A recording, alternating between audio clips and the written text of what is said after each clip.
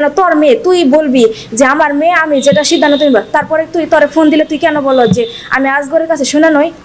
লামিসা সোহাগের বিয়ে ও জামিন ঘিরে নতুন মোড়, পরিবার, সমাজ, আইনের ত্রিমুখী লড়াই।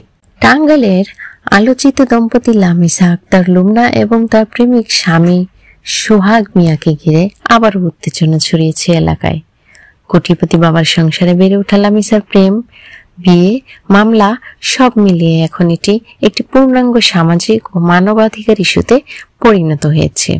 স্থানীয় সূত্রে জানা যায়, কয়েক মাস আগে পারিবারিক বাধা উপেক্ষা করে লামিসা স্বেচ্ছায় সোহাগের সঙ্গে সংসার বাঁধেন। দুই পরিবারের সামাজিক অবস্থানের পার্থক্য থাকলেও দুজনেরই দাবি এটা শুধু ভালোবাসা নয়, এটা আমাদের সম্মান ও অধিকার। লামিসা বলেছেন, আমার ইজ্জত আমি তাকে দিয়েছি, সংসার করব কার সাথে তা আমার সিদ্ধান্ত, আমার বাবা মা কেন এটা বুঝে না।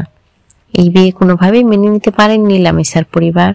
অভিযোগ ওঠে মেয়েটি অপ্রাপ্তবয়স্ক, যা ভিত্তি করে সোহাগ মিয়ার বিরুদ্ধে মামলা করা হয়।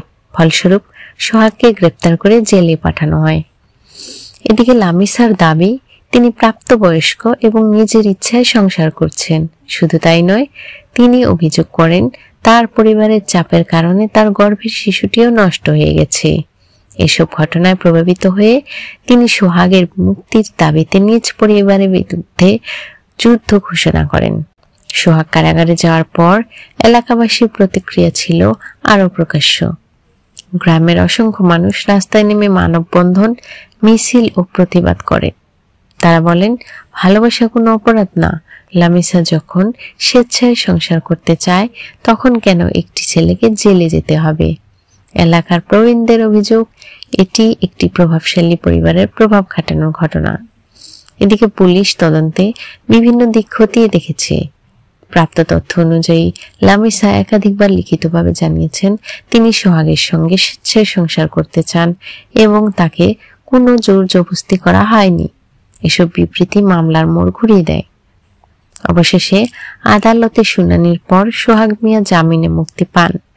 আদালত বিবেচনা করেন মেয়ের স্বেচ্ছা বিবৃতি, কোনো শারীরিক জোর জবরদস্তির প্রমাণ না থাকা, আত্মীয়দের ব্যক্তিগত বিরোধের সম্ভাবনা। জামিনের দিন আদালত চত্বরে উৎসব মুখর পরিবেশ দেখা যায়। লামিসা কান্না জড়িত কণ্ঠে বলেন, আমার স্বামীকে ফিরে পেয়েছি, এটাই আমার জীবনের সবচেয়ে বড় পাওয়া। এখন তারা দুজন আবারও বিয়ে করে নতুন ভাবে তাদের সংসার জীবন শুরু করলো। তারা দুজন আবারও নতুন করে দুজনে এক হতে পেরে অনেক খুশি হয় এবং দেশবাসীর সকলকে ধন্যবাদ জানায় তাদের পাশে থাকার জন্য। সোহাগ খুশি হয়ে বলে, আমার শরীরে যতদিন রক্ত থাকবে ততদিন আমি কখনো লামিসাকে কষ্ট দিব না। বর্তমানে দম্পতির নিরাপত্তা নিয়ে সামাজিক ও প্রশাসনিক মহল বেশ সক্রিয়।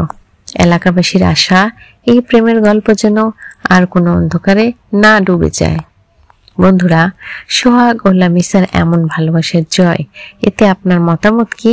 কমেন্টে জানিয়ে দিন।